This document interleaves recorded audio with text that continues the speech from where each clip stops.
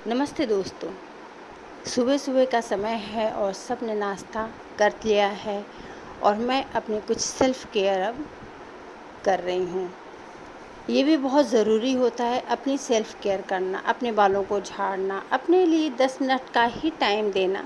चलिए 5-7 मिनट भी कह लीजिए, वो टाइम खुद के लिए देना भी बहुत ज़रूरी होता है और हम सभी देते हैं। तो आप अपना समय निकाल कर के मेरा ये ब्लॉग देखने के लिए आए, इन सब के लिए बहुत बहुत धन्यवाद।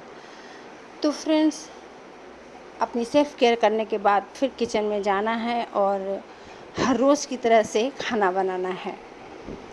सुबह का प्राइमरी काम तो हो चुका है, पर अब खाना भी मेरा लगभग आधा बन चुका है। सब्जियां वगैरह बनानी है तो वो बनाने के लिए मैं किचन में आ गई हूँ। और कल मेरे घर कुछ गेस्ट आने वाले हैं तो मुझे उनकी भी तैयारी करनी है। उनकी क्या तैयारी करनी है, मतलब गेस्ट के खाने पीने के लिए थोड़ा। और मैं खुद से बनाया हुआ नाश्ता जो है ना, वो प्रिफ़र ज़्यादा करती हूँ। बाज़ार से लाने के बजाय मैं खुद का अपना नाश्ता बनाना चाहती हूँ। हाँ, अगर कोई मजबूरी है तो वो एक अलग बात है कि नाश्ता नहीं बन पाया या फिर अगर और कोई कारण हो गया तो। लेकिन ज़्यादातर कोशिश यही होती है कि मैं अपना खुद का नाश्ता मैं बनाकर खिलाऊं सबको। तो आगे वीडियो में बने रहिए तो पता चलेगा कि मैं नाश्ता क्या बनाने वाली हूँ। सिंपल ही है, कुछ ख़ास कोई ऐसा कुछ भी नहीं है, बहुत ही सिंपल नाश्ता बनाऊँगी। तो और संजोग से क्या है ना कि मैंने पहले से प्रिपरेशन कर रखा था अपनी फैमिली के लिए, लेकिन अब पता चला कि मेहमान भी आ रहे हैं तो चलो दोनों काम एक साथ हो गया। तो मेहमान, जैसा कि हम लोग कहते हैं ना, अतिथि देवो भव। तो फ्रेंड्स, अतिथि देवो भव का मतलब होता है कि अतिथि हमारे भगवान होते हैं, है ना।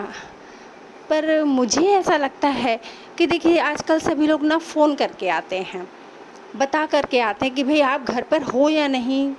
ज़रूरी भी है, अब का समय देखते हुए ये बहुत ज़रूरी है कि क्योंकि हर कोई वर्किंग होता है और ऐसे में पहुंच जाए और वो घर पर ना मिले तो जिस काम के लिए आए हैं वो काम तो हो नहीं पाता। तो अब का समय देखते हुए ये भी ज़रूरी है कि फ़ोन करके आना। लेकिन सही मायने में बताइए, आप ही बताइए, सही मायने में अतिथि तो वो होता है ना जो कि बिना बताए आए, अचानक से आ जाए, है ना। अतिथि देवो भव तो वो होता है कि अचानक से आए और आप उसका मतलब जो है आपके घर आपके पास, आप उससे आदर सत्कार करें अपने अतिथि का। मुझे तो ऐसा ही लगता है। तो एक मतलब मैं अपने मेरे साथ घटी एक घटना को मैं आपको बताती हूँ कि मतलब मुझे लगा कि उस दिन सचमुच में मैंने अतिथि का सत्कार किया। देखिए हम लोग के एरिया में, मतलब हम लोग की तरफ शनिवार के दिन हम लोग शनि महाराज कहते हैं और कहीं कहीं ना शनिचरा कहा जाता है। वो शनिवार को सरसों का तेल लेने आते हैं और अगर आपको इच्छा हो तो आप कुछ दक्षिणा भी दे सकते हैं। तो इस तरह से हमारे यहाँ हर शनिवार को एक भाई साहब आते हैं, तेल सरसों का तेल लेते हैं हम लोग थोड़ा थोड़ा सा ग्लास में और कुछ दक्षिणा कर देते हैं। तो हर शनिवार को आते हैं, पर कभी उन्होंने कुछ नहीं कहा। पर एक शनिवार आए तो मुझसे कहा, और वो बाहर ही बैठते थे।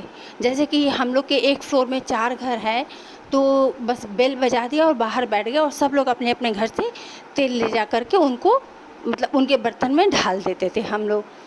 तो उस दिन उन्होंने मुझसे कहा, जब सब लोग तेल ढाल कर चले गए तो उन्होंने मुझसे कहा कि बेटा एक गिलास पानी पिलाओगी। तो मैंने कहा हाँ ज़रूर, क्यों नहीं। और गर्मी का दिन था तो मैंने पानी के बजाय नींबू पानी पिलाना ज़्यादा बेटर समझा कि धूप धूप में घूम रहे हैं, नींबू पानी पिला देते हैं। तो शरबत बना करके मैंने उन्हें पिलाया। तभी वो बोल पड़े कि अगर 2 रोटी है तो वो भी खिला दो। और देखिए कि उस दिन संजोग से मेरे घर रोटी बनी ही नहीं थी, मैंने खिचड़ी बनाई थी। तो मैंने उनसे साफ कहा कि आज रोटी तो मैंने नहीं बनाई है, मेरे घर खिचड़ी बनी हुई है, अगर आप खाएंगे तो खा लीजिए। उन्होंने खाया और मुझे इतना अच्छा लगा उस दिन, मुझे लगा कि वाकई ये अतिथि का सत्कार हुआ। अचानक से आए और मुझसे बोल पड़े। तो मुझे ऐसा लगता है कि उस दिन अतिथि का सत्कार इस तरह से हुआ, तो अच्छा लगा। मतलब उन्हें खिलाकर बहुत अच्छा लगा। खिचड़ी कुछ भी नहीं था, खिचड़ी और अचार और घी डालकर मैंने उन्हें खिलाया और कुछ भी नहीं बनाया था, ऐसे ही। पर उन्होंने बड़े खुशी से वो खाए और फिर अपना चले गए। वो पानी वानी पीकर हाथ धो कर के चले गए। पर मुझे बहुत अच्छा लगा और मुझे लगा कि सही अतिथि का सत्कार तो ऐसे हुआ, ये हुआ मतलब। तो दोपहर का लंच हो चुका है और मैं पपीता काट कर के ना पहले ठाकुर जी को भोग लगाऊंगी, फिर हम सब खाएंगे। और ये देखिए, चने की दाल, उड़द की दाल और चावल, ये मैंने ना एक दिन पहले ही भिगो कर रखा था कि अपने बच्चों के लिए मैं ढोकला बनाऊंगी, चावल और ये दालों का। पर अब आज उसको पीसती, क्योंकि कल ही भिजाया था, तो आज पीस करके रेडी कर लूँगी और फॉर्मेंटेशन के लिए रख दूँगी कि 4-6 घंटे थोड़ा फॉर्मेट हो जाए ये।